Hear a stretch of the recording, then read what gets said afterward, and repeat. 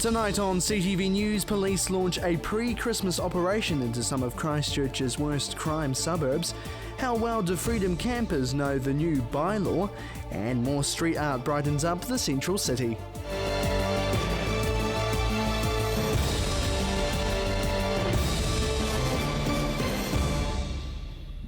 Kia ora, good evening. Eastern Christchurch residents received an early Christmas present today, with police moving in to crack down on criminals. Andrew King explains. If you were wanted by the police, if you'd been drinking or driving, or had just done a burglary, there was a chance you would have been caught in a big police net today. The operation throughout Linwood, Wainoni, Aranui and Dallington involved up to 20 officers and was aimed at targeting high crime areas. Well, Operation East is a prevention operation where the goal is to reduce victims of theft ex car or volume crime, including burglary. We're doing a high visibility response and deploying where the need is greatest. The payoff has been almost instantaneous for those in the area. Statistically, we know that we've reduced burglaries or daytime burglaries in these areas by half this week alone. So it suggests that the deployment is working, the high visibility approach, and the result is less victims. And in addition, we are doing targeting with traffic enforcement and looking at high-risk drivers who are drinking alcohol throughout this Christmas period. The operation will continue into the new year, and police will not just be picking random places to target. Feedback's very positive. People want to see police in their community. It's quite simple. We need to be more visible, more approachable, and also we explain why we're here and we deploy to demand. So we know that, for example, in this particular area currently, there are a high number of the volume crimes or the theft ex cars. There were 12 checkpoints deployed, and while no one was caught over the limit, there was a number of infringement notices handed out and 2 arrests made. One for outstanding fines and the other for theft from a vehicle. With the festive season upon us, police also say the public has to make it hard for criminals. Think about the small things, hiding goods away in your car or keeping them safe. For example, small change, if it can be visible on the street, clearly, statistically, and the demand is that people are stealing that and they'll break into your car for something as simple as a $2 coin. So. Andrew King, CTV News. It's been less than 2 weeks since the new Freedom camping bylaw came into effect, with campers being fined $200 if they're staying in banned areas. So how well do campers know the new rules? This German tourist's been touring the country for the past 5 months, and now he's enjoying his time in Christchurch. Camping out at Addington Park, he's now been here for 5 days, the maximum limit under the new Freedom camping bylaw. He didn't know the new bylaw was in place, but says he hasn't had too many issues. I think it was a police officer and he said, yeah, you can't stay here. I didn't charge you any money, but you need to leave now, and we left. But it was our only chance to sleep that night, so we did it. He's been using an app to find the best spot to stay, but admits more signage is needed. The new Freedom camping bylaw came into effect at the start of this month, clamping down on campers disrupting residents and causing trouble. Under the bylaw, all Freedom campers are banned in the central city, as well as New Brighton and Akaroa. But he admits there's a stereotype around Freedom campers, saying some ruin it for others. Maybe the campers are a little bit dirty sometimes because we have much stuff and we need some bins or trash to put it away, and if we don't have it, sometimes they are rude and they put it just on the street, so I think it's a good thing if they ban some areas. The council says contractors have been monitoring sites, with most campers following the new rules. Close to 90 campers have been identified, with nearly all camping in allocated areas at both Ferrymead's Winsport car park and here in Addington. We've seen an increase in occupancy on the sites that we've set aside for non-self-contained camping. So we've had a few complaints that have come through, but otherwise, things seem to be going quite well. And although it's been a slow start, council are working to get information out. Temporary signage that's in at some of our key pinch points, and we've also got education material that we're rolling out to Freedom campus, so we've got staff who will be going out and about and providing information to campers about what's the most appropriate place to camp in. Council said to introduce more permanent signage in the new year, with a push to educate more campers. tourist infected with measles has prompted a health warning in the region. The 28-year-old visited Canterbury, Marlborough and Wellington after contracting the disease in Australia. Dr Alistair Humphreys says measles is highly contagious. The young man who did get infected, he was aware of his risk. He isolated himself. He made sure his girlfriend went and did all his shopping for him, kept himself in his room. Sadly, it meant he didn't do a lot of the tourist trips that he could have done, but by doing that, he's certainly prevented people from getting infected and may even have saved lives. The disease is more common among people in their late teens to early 20s who may not have been vaccinated. They are of an age, that is late teens, early 20s, where when they were little, there were a lot of people frightened to give their children vaccination because of a subsequently discredited study. To other news now, it's back to the drawing board to find a company to run the region's air ambulance service after the original tender process was flawed. Grant Bryant reports.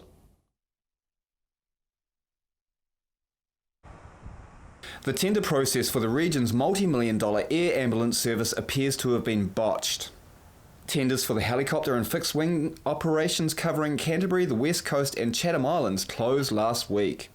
Garden City Helicopter, which is the current provider, was the only tender received.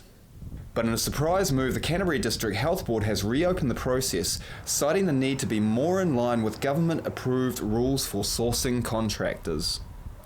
Canterbury and West Coast District Health Board General Manager of Finance, Justine White, would not comment on the process.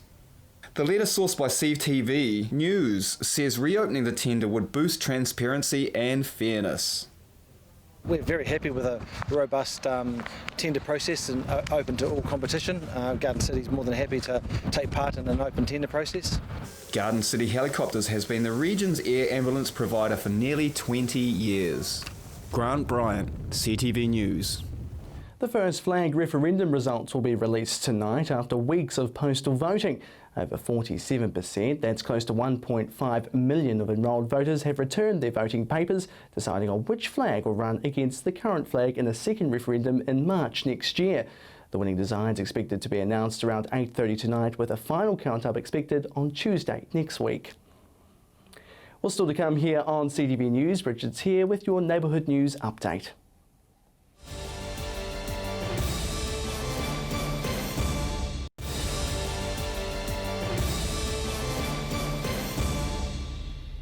Welcome back to CTV News. The ongoing Northern Corridor transport debates flared up again this week, with the Christchurch City Council desiring to commission a report into more public transport options. Emma J. McLennan explains. For residents to the north of Christchurch, heading into the city can be a very frustrating experience. Rush hour jams see commuters spending hours on the motorway, a problem that rail could solve.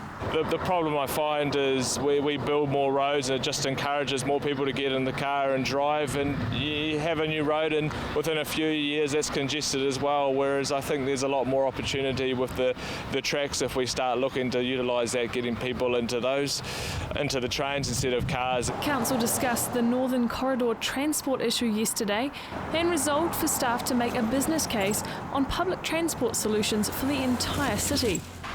This would incorporate the north as part of a wider plan. There's many different options available for public transport when you look at rail, both heavy and light, and buses as well. So we've currently got a rail system in place, and maybe that's there's a win there. So it's good for them to actually take that and advice to look at that. The possible solution of using trains has been thrown around for a while now, and for Davidson, it's just a matter of keeping the conversation going. But while he's open to other forms of transport, Davidson believes rail could be the best option. I'm looking at the north and what we can do. That's why when I see the rail system that's currently in place, well, maybe there's some quick gains we can get there for the short to medium, and hopefully, when they're looking at the long-term vision, they can actually build that into the whole picture. So we don't want something that's just temporary. We want something that's permanent. A decision has been a long time coming, and it could be a while yet. We just got to keep at them to make sure, this is done, let's move to the next step, and when that happens, that's done, move to the next step. So, and eventually we'll work out exactly how it's going to work. We'll keep you posted as the transport solution progresses. Emma-Jane McLennan, CTV News. A man still remains in hospital after being allegedly stabbed in the stomach by his female partner. Police were called to a domestic violence incident at a Hornby property at around 7 on Thursday night. The 46-year-old was taken to Christchurch Hospital, with the woman appearing in the Christchurch District Court, charged with wounding with intent to cause grievous bodily harm. Well, hearings on the city's next step in its recovery has started. Regenerate Christchurch will run the city from April next year, with various groups and individuals able to have their say on what they want to see. Hearings on the Greater Christchurch Regeneration Bill happened today, with about 40 groups and individuals having their say.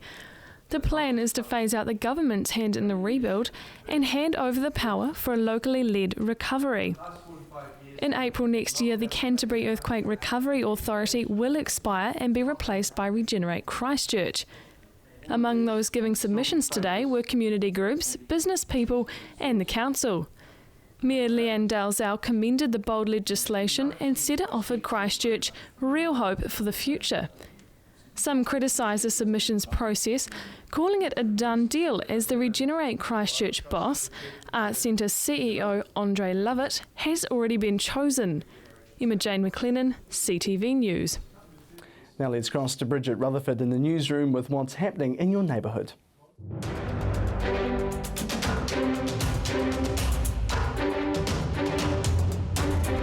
Thanks, Jared. The retirement of a beloved school staff member is often a sad affair for pupils, but one departure may be missed more than most. Levi, the reading dog, will finish at Southbridge School, where he's been helping pupils read and write. At 13, Levi is a senior citizen in dog years and will be spending more time at home with his owners, Southbridge residents Livy and Jack Dewhurst. The Golden Retriever Cross has been spending 2 mornings a week at school since August last year. Research has shown that children's reading confidence tends to improve when reading to a dog rather than a human. Christmas fever has hit Heaton Intermediate. Pupils dressed up as elves and even as the big fella himself to raise money for charity yesterday. The festivities started at 7 a.m, but the pupils still had heaps of energy left for a jump jam session to Jingle Bell Rock later in the day. Their efforts raised over $900 for Oxfam. Do you know someone who's a keen gardener? Well, the Shirley Papanui Edible Garden Awards are rolling around for another year and nominations have now opened. The awards will be split into 4 new categories this year: First Time Entrant, Best Tomatoes, Best Yield and Commitment to Sustainability. The categories for this year include early learning centres, community gardens and, of course, residential houses. Nominations will close on February 19th and the judges are from the Horticultural Society. To enter, go to the Christchurch City Council website and grab a form. Young budding gardeners from Woolston and St Albans are experts at growing sunflowers. Over the past 4 months, preschoolers from around the country have been growing the plants as part of the Dalton's Sunflowers in Kindergartens project. Kids First Edmund Smith Street Kindergarten won tallest sunflower in Canterbury, with its plant measuring at 1.7 metres. Kids First Sunbeam Kindergarten took out the South Island Gardening Workshop with landscape designer Xanthi White. And more events and better public transport should be prioritised if Selwyn wants to stop its young people leaving the district behind. That's the message behind a new strategy to encourage Selwyn's youth to either stay in the district or to return. The Selwyn District Council adopted its youth policy and strategy at Wednesday's meeting. Research has found the majority of young people growing up in Selwyn intend to leave the district to study, work or travel. About 47% plan to remain and eventually raise families in Selwyn. From the newsroom, I'm Bridget Rutherford.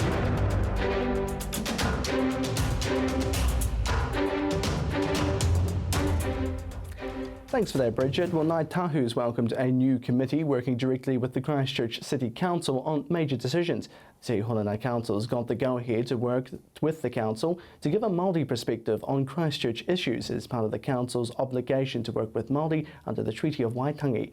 A Ngāi Tahu representative says it signals the ongoing commitment by local mana whenua to continue to develop their strategic partnership emerging during the earthquake recovery.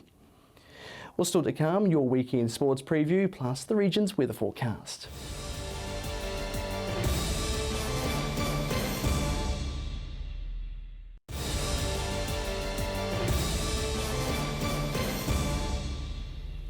Welcome back to CTV News, and just a reminder, you can catch this bulletin again tonight at 7 p.m. Plus CTV News Weekend Review is here tomorrow and Sunday at 5:30, highlighting the week's top stories. Now here's Gordon Finlater with the latest in local sport.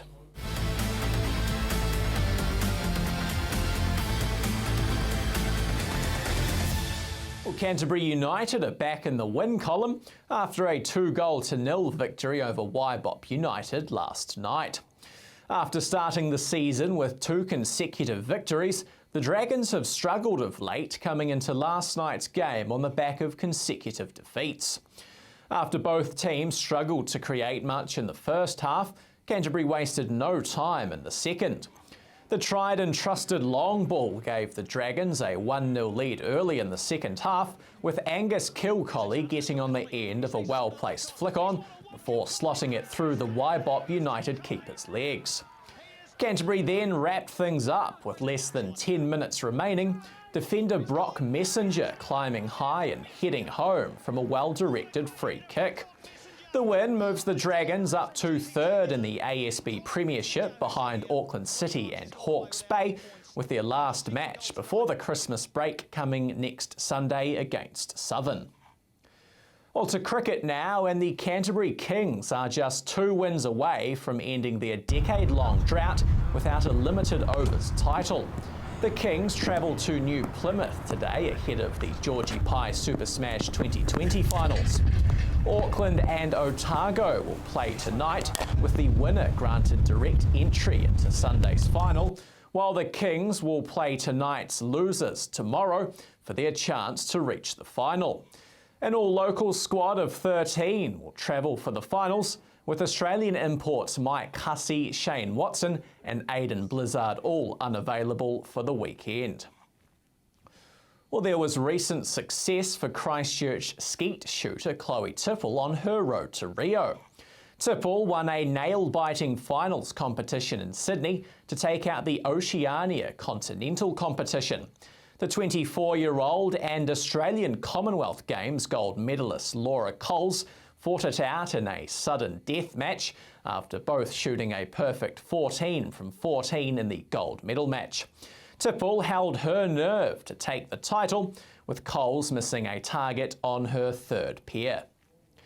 And just finally tonight, congratulations to Hutt International Boys School, who took out the Gillette Cup First 11 high school cricket competition late this afternoon at Lincoln University.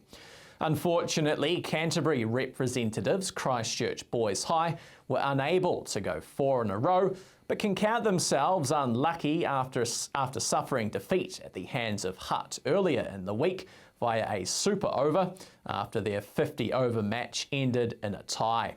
Well, you're up to date with the latest in local sport. I'm Gordon Finlater for CTV Sport.